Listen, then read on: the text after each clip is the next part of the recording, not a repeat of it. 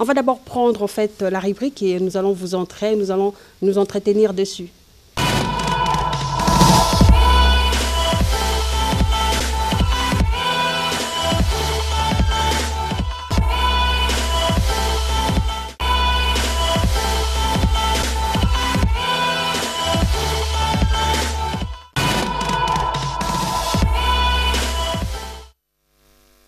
Et oui, fidèles téléspectateurs, dans Santé publique, on parle de comment, n'est-ce pas, bien accompagner un patient après un AVC. Donc, chaque geste compte entre rééducation et puis accompagnement de la famille, très très capital. Alors, le docteur Rémi Kawele, il est donc médecin spécialiste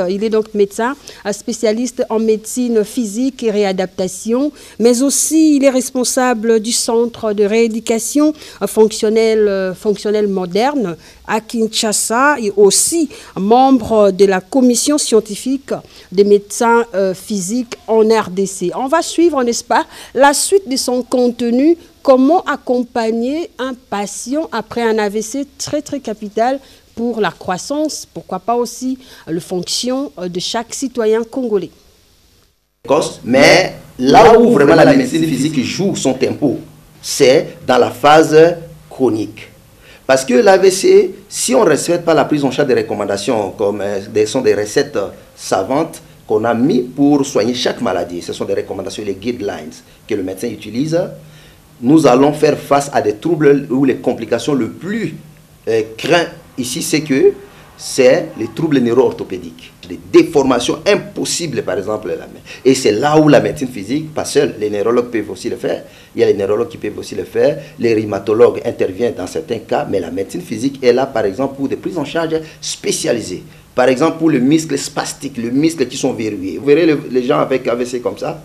Et là, le médecin physique est là pour utiliser d'autres techniques pour aider cette personne à libérer les articulations verrouillées.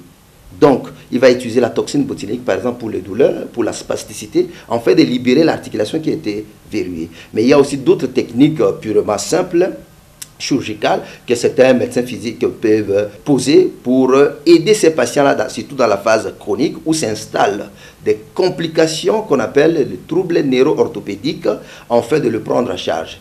Orienter, par exemple, l'appareillage. Il se peut qu'on a rééduqué, ça n'a pas marché, il faut qu'on adapte l'articulation, on adapte la fonction. Il faut prescrire des appareillages. Le médecin physique est là, apprécie quel type d'appareillage qu'il faut faire. Il peut indiquer les appareillages en prévention. C'est-à-dire, vous avez par exemple un patient dont le bras tombe. Il sait que cet étirement sur le plexus brachial va tirer le plexus brachial, par conséquent, ses bras ne sera plus récupérable. Par conséquent, à la phase précoce, un médecin physique peut faire quoi?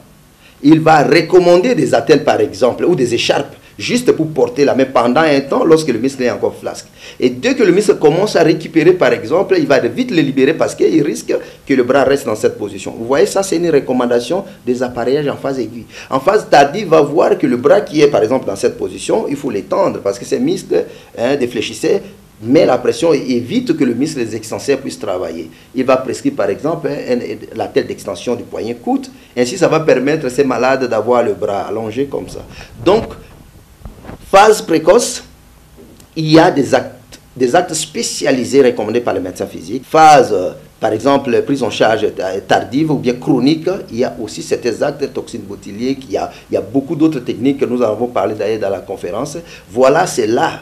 Parce que beaucoup d'AVC arrivent à ce stade-là, il n'y a plus rien à récupérer. Parce que nous vous avons dit que la récupération à plus de 70%, c'est dans les 3 premiers mois. Il faut tout faire. Et si vous n'avez rien fait, les séquelles définitifs sont installés. C'est à ce moment la médecine physique va maintenant faire non seulement la rééducation avec des techniques spécialisées, mais il va faire maintenant la réadaptation. Bon, comme on a rééduqué, ça n'a pas fonctionné, on peut réadapter. Ça veut dire réorienter les choses afin que le malade ait au moins un minimum d'autonomie avec les séquelles et ainsi il sera utile dans la société. L'objectif de cette conférence était, vous savez, en tant qu'un corps de métier, la médecine physique, chaque médecin est censé se remettre en question. C'est des activités scientifiques pour permettre à un médecin de faire quoi? De se remettre en question, de se comparer avec ceux qui sont à l'étranger. L'objectif, comme étant membre des comités scientifiques dans notre corporation Médecins Physiques et Réadaptation, chaque année, nous avons des journées scientifiques. Et cette fois-ci, la commission scientifique avait pensé que nous parlions sur le trouble neuro-orthopédique. En fait, il n'y a pas que AVC, comme nous en avons parlé ici, il y a plusieurs autres maladies qui prédisposent plusieurs autres maladies d'origine nerveuse, ça veut dire cerveau, la colonne, et comme ça peut être une fracture, ça peut être des sciatiques paralysantes, vous voyez. Toutes ces maladies du système nerveux peuvent faire en sorte qu'un malade présente des problèmes de la locomotion, troubles neuro-orthopédiques, donc les os, les muscles et les tendons. Alors, nous avons passé en revue quelques phares de maladies, quelques genres de maladies, par exemple, AVC, c'était les chefs de file, les traumatismes vertébro-médullaires, ceux qui sont fracturés de la colonne, et nous sommes passés en revue les paralysies cérébrales, les enfants IMC que nous parlons, ça ce sont des pathologies phares, et les sciatiques paralysantes et hyperagiques. Ça ce sont des pathologies d'origine nerveuse, neurologique, qui a des conséquences sur la marche, la sensibilité, les raideurs. Et c'était ça l'objectif, on voulait se remettre en question pour savoir où en sommes-nous par rapport à ce qui est fait à l'étranger. Nous avions la chance d'avoir les médecins physiques qui sont venus de l'étranger, il y a beaucoup de corps académiques, y compris certains confrères médecins physiques qui sont en pleine spécialisation et qui sont revenus avec les nouvelles techniques et technologies pour cette prise en charge. Les retombées est que chaque médecin physique est sensibilisé des actes qu'il faut poser en phase aiguë, par exemple pour l'AVC. Ça c'est le sujet que moi j'ai exposé. Parce qu'il y a certains actes qui ne sont pas recommandés, il nous arrive que nous, les autres, par manque de connaissances, le posent à phase aiguë et du coup, ce malade ne va peut-être pas récupérer son bras. Donc, chaque médecin physique a au moins un document. Nous avons un protocole qui leur permet, par exemple, de savoir en phase aiguë, par exemple, pour l'AVC, quelle technique il faut faire et pourquoi et quelle autre technique il ne faut pas faire. Vous voyez? Et en phase, par exemple, subaiguë, chronique ou tardive, quelles sont les techniques non seulement communes à tout le monde et quelles sont les particularités de la médecine physique dans l'objectif de récupérer tant soit peu l'autonomie de ces patients présentant l'AVC. Nous ne pouvons pas vous dire exactement combien de temps qu'il faut, combien de séances qu'il faudrait pour un patient présentant l'AVC puisse se récupérer. En tant que technicien professionnel, nous ne pouvons pas répondre à cette question par rapport à une durée. Car cela dépend. Nous avons des patients qui ont fait l'AVC, qui n'ont fait qu'une semaine. Deuxième semaine, ils récupèrent tout, la marche. Donc, la prise en charge d'AVC, la durée est liée directement à plusieurs autres facteurs. Nous prenons par exemple les degrés des lésions, donc la gravité de l'AVC. Parce que l'AVC dont nous parlons, nous en avons deux aussi. Nous avons AVC hémorragique et AVC ischémique. Pour hémorragique, c'est lorsqu'un vaisseau cérébral c'est rond et que le sang se déverse dans le cerveau. Et celui-là, généralement, c'est des fois fatal. Et ça plonge le patient dans le coma. Vous voyez le sang qui se mélange avec le cerveau, le sang doit circuler dans le tunnel qui lui est propre, et le sang quitte ce tunnel et se déverse dans le cerveau.